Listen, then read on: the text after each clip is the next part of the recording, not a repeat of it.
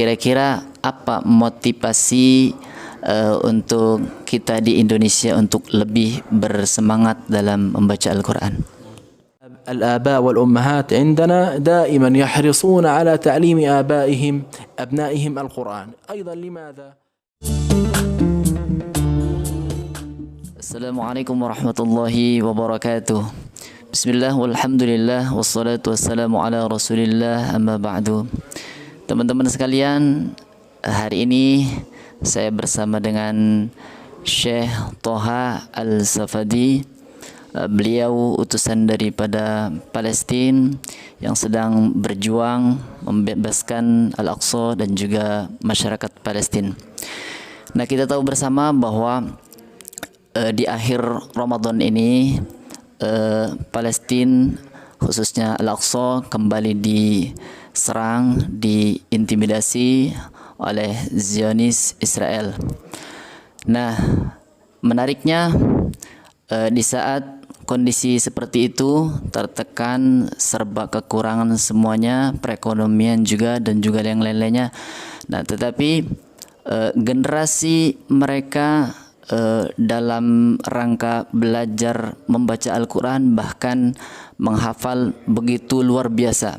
Tidak sedikit ya di usia-usia muda mereka banyak para penghafal Al-Quran. Nah, barangkali kita sapa dulu. Assalamualaikum Syekh. Kaif hal? Alhamdulillah.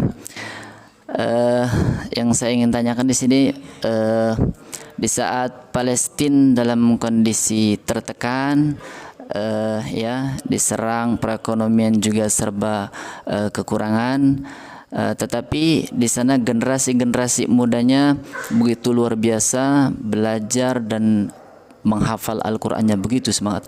Nah, sementara kita di sini di Indonesia yang katakanlah aman, nyaman.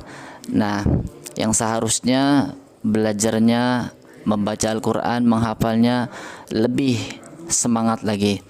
Nah, kira-kira apa motivasi untuk kita di Indonesia untuk lebih bersemangat dalam membaca Al-Quran?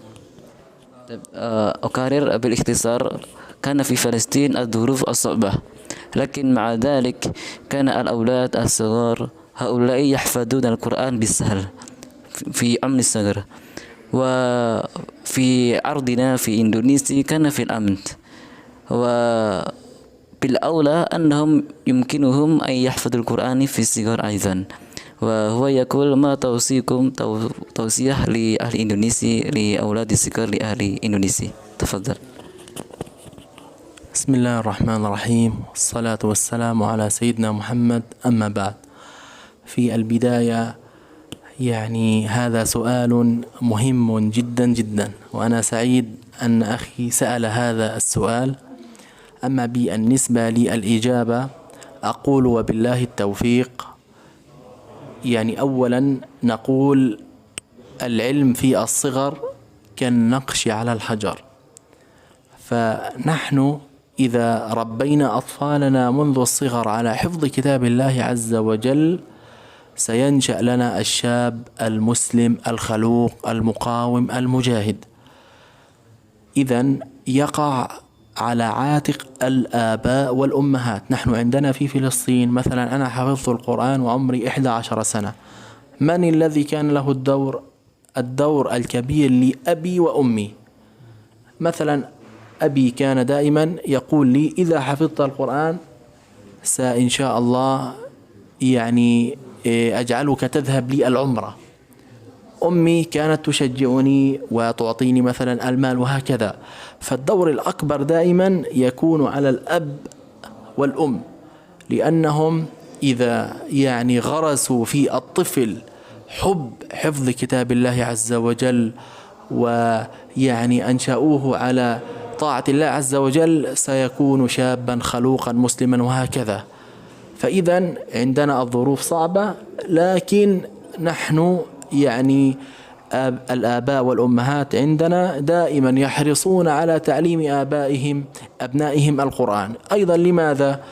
تعرف الذي يحفظ القرآن عندنا يدرس في الجامعة مثلا مجانا، الذي يحفظ القرآن الكريم الناس كله يحبونه، الذي يحفظ القرآن الكريم يلبس والداه تاج الوقار، وهكذا حتى أننا نغرس في أبنائنا حب كتاب الله عز وجل. يعني هذا سبب النجاح. السبب هو يعني يرجع إلى الآباء والأمهات، يجب أن يهتموا بأطفالهم، أن يقولوا لهم إذا أردتم السعادة في الدنيا والآخرة والتوفيق هنا الطريق، حفظ كتاب الله عز وجل. Jadi beliau menyampaikan pertama ini adalah pertanyaan yang sangat penting bagi beliau. Kemudian yang kedua beliau yang mengatakan bahwa mengajari anak sejak kecil itu seperti memahat di batu, seperti itu ya Ustaz. Dan beliau mengatakan tanggung jawab paling penting dalam menghafal Al-Quran itu sebenarnya ada di orang tua, di ayah dan juga di umi, di ibu. Dan mereka hendaknya menanam bagaimana supaya anak-anak itu bisa menghafal Al-Quran sejak kecil. Dan ini tanggung jawab yang paling utama, saya ulangi lagi, berada di orang tua. Mereka mengasung di Palestina, mereka sejak kecil menghasung bagaimana supaya anak-anak mereka supaya menghafal Al-Quran. Dan mereka memberikan hadiah, kalau antum bisa hafal Quran maka akan diumrohkan, seperti itu ya. Kemudian seorang ibu juga gitu, kalau bisa menghafal Quran maka akan diberi harta, misalnya diberi hadiah. Dan hal walaupun di sana sangat sulit ya, kondisi ekonominya, kemudian situasi juga sulit, dan membuat mereka berlomba-lomba bisa menghafal Quran. Sebab pertama adalah bahwa orang yang menghafal Quran di sana akan dibayar gratis untuk bisa kuliah, bisa sekolah di situ. Itu yang membuat mereka berlomba-lomba bagaimana menghafal Quran. Jadi beliau ingin menyampaikan yang paling utama di sini adalah peran orang tua dan peran ayah dan juga ibu dalam menghafal Quran. وأيضا يعني سبب مهم للنجاح عندنا المساجد. لا تجد مسجدا في فلسطين عندنا إلا ويوجد مركز لتحفيظ القرآن الكريم. أنا جئت هنا إلى أندونيسيا وللأسف لم أجد في مسجد من المساجد حلقات للقرآن الكريم. أنت إذا دخلت مساجدنا سترى حلقات القرآن الكريم مليئة جدا جدا، وهذه الحلقات يكون هنالك تحفيز للطلاب.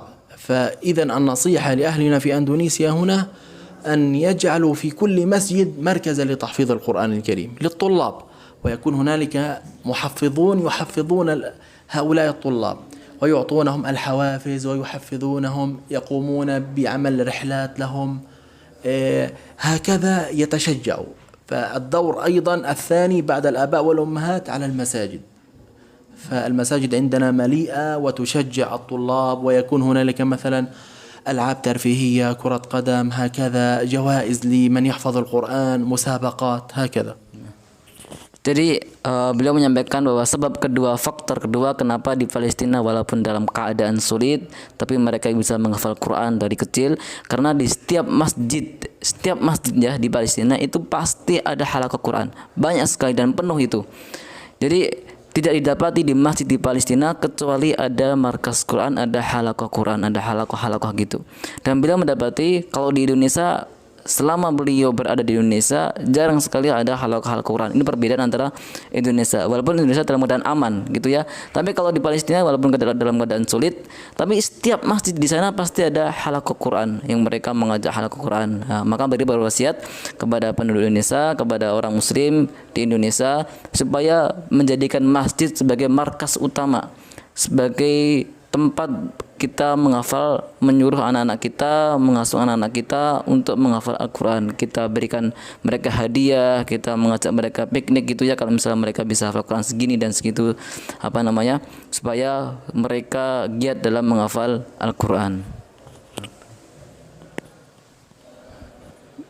Baik teman-teman sekalian, bahwa ternyata untuk menjadikan anak-anak kita rajin membaca dan menghafal, faktor utamanya adalah orang tua kita, bapak dan ibu kita, peran penting. Yang kedua adalah masjid-masjid terdapat halaqah-halaqah. Ini motivasi besar buat kita bahwa para orang tua adalah tanggung jawab utama bagi anaknya, dan yang kedua adalah masjid-masjid di Indonesia hendaknya membuat halaqah-halaqah buat anak-anak kita membaca dan menghafal Al-Quran. Taib Syekh, syukran. Mudah-mudahan perjuangannya dimudahkan oleh Allah Subhanahu wa taala. Mari sama-sama kita bantu dalam rangka pembebasan Al-Aqsa, juga masyarakat di Palestina. Mudah-mudahan diberikan kekuatan dan juga diberikan kemenangan. Terima kasih, mohon maaf atas segala kekurangan. Billahi taufik wal hidayah. Assalamualaikum warahmatullahi wabarakatuh.